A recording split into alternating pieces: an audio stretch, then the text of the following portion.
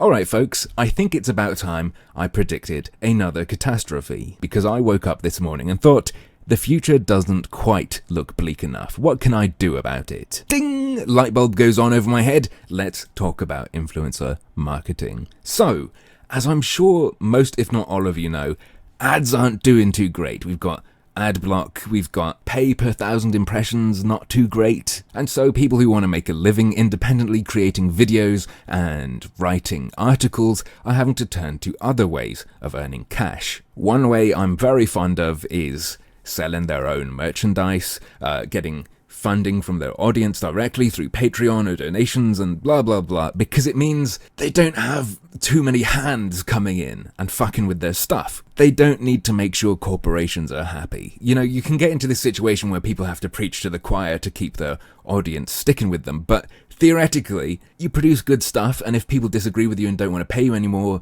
people who do agree with you and like the quality of your content will pay you, so you can shift around like that. Because your eggs aren't all in one basket. You're not getting a big lump of cash from a corporation that goes away if you upset that one group of people.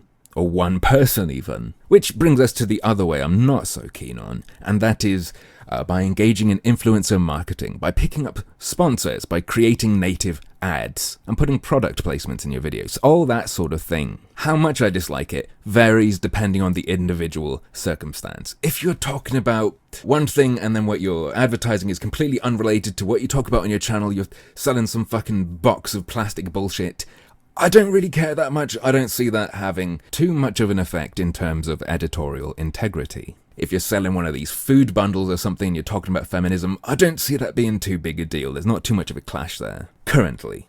Theoretically. Because hey, maybe they're giving you a shed load of cash and you know the political alignment of the marketers you're interacting with or of the owners of the company, so you have to be wary of not upsetting them too much so you don't get cut off, even though the product itself has no such implication. Right? All this is just me rambling about simple stuff, but there is something in particular I want to talk about that could be a big problem down the line. You see, the way I see this shift that's happening being framed a lot of the time is Google and YouTube are demonetizing YouTubers, so they're going off to find sponsors to get cash to replace that. Yeah, that's happening, but there's more to it than that. It's not just a replacement, it is a massive increase. You get so much more money from doing sponsorship deals, from engaging in influencer marketing. Do you think Google isn't going to try and step in there? Of course they are. And in fact, last month, Google acquired an influencer marketing network. They've gotten their grubby little Google hands on FameBit, and they essentially explained that they're going to make it easier for YouTubers to connect with brands and for brands to connect with YouTubers. So I guess a bit like how AdSense makes it easy for anyone to stick adverts on stuff. They're going to streamline the transactions, which, for those of you who engage in that sort of thing,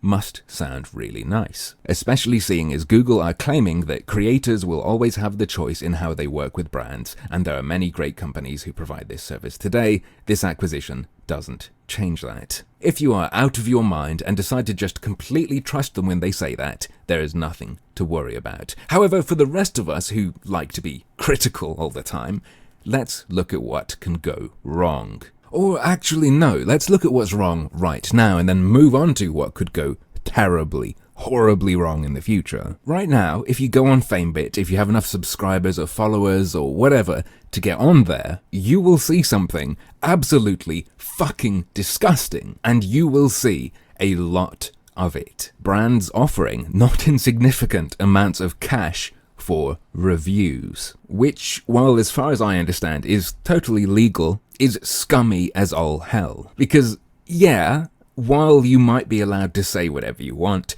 I think when someone gives you 10 grand plus to review their game, I think there's an understanding. You're not going to be saying, this is shit, don't waste your time.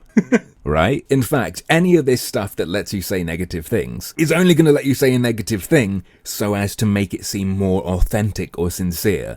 And you're not going to really nail them for the negative stuff. You're just going to include it so your audience will think, oh wow, this guy's really unbiased. I know he's taken cash, but look, he said kind of a bad thing almost sort of about this product, so we know we can trust him. Yeah. No. In my eyes, there is no such thing as a paid review. That's not a fucking review. And yeah, hypothetically, maybe someone could manage to get paid to shit on someone's product to say it's bad, but they're only going to get to do that once. Especially if they're using FameBit. Because if you don't give a brand the review video they want, they're not going to give you the review you want so that more brands will come to you and pay you to make more reviews. This is a problem that already exists. If you're working with a sponsor, you want to make sure they're happy so they'll pay you again at some point. Especially if they're using a marketer that's connected to more brands, because you don't want to cut yourself off from those other brands. Services like FameBit expand that issue. Tons and tons and tons of brands are going to be able to see if you didn't please someone. Or let's say that your video went fine and you did everything you could to please them, but somehow it went wrong. Maybe the rest of your content offended someone and it ended up hurting their brand. Maybe your video was fine, but another person on YouTube pointed out how shit what you were shilling was, and it hurt their brand ultimately, in a way that wouldn't have happened if they hadn't used you to advertise.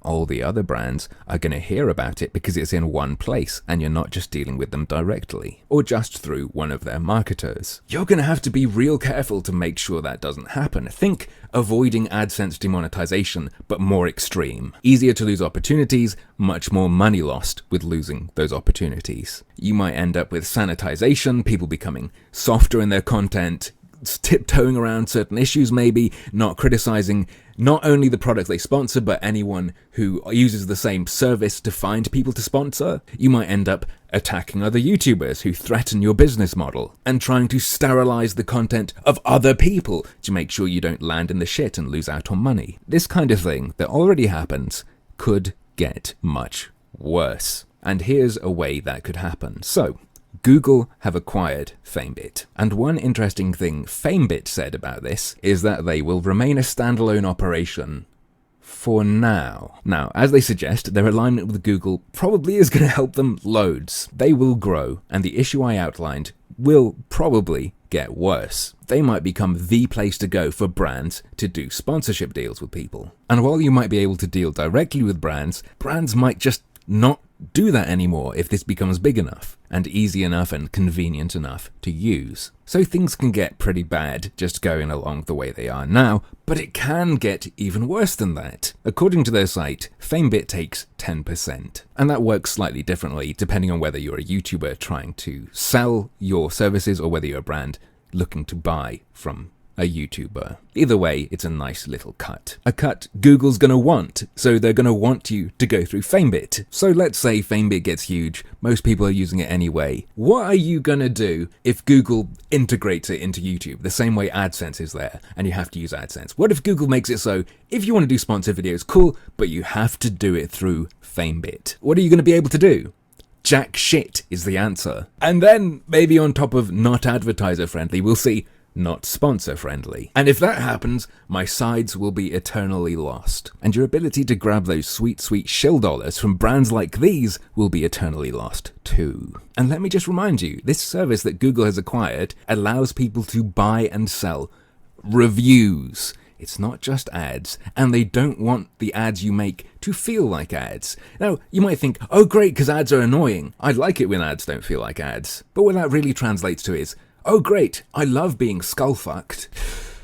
Anyway, onto my point. It seems to me like many people are viewing sponsorships and influencer marketing as a solution to problems many are facing currently. But I think it's going to turn out to be a temporary band-aid, and all the problems we have now are going to rear their ugly heads again 10 times stronger in the near future, along with some new friends, some new problems to help make the world a shitty place and to crap up YouTube. Once again, I'm sorry, because this sort of blows my mind.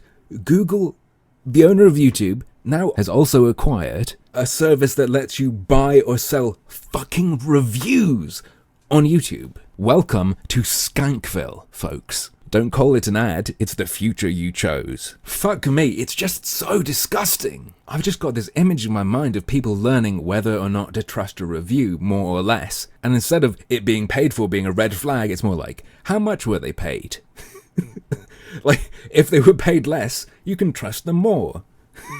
Fuck! I think I'm getting cancer just thinking about it. And this also means that what I've said in the past, or what I think I've said in the past about how YouTubers provide a good alternative to enthusiast press, I have to throw that away. No, they don't.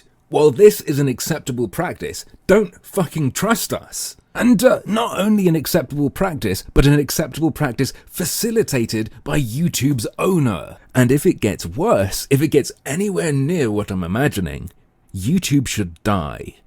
But, as usual, that's just another one of my harmful opinions.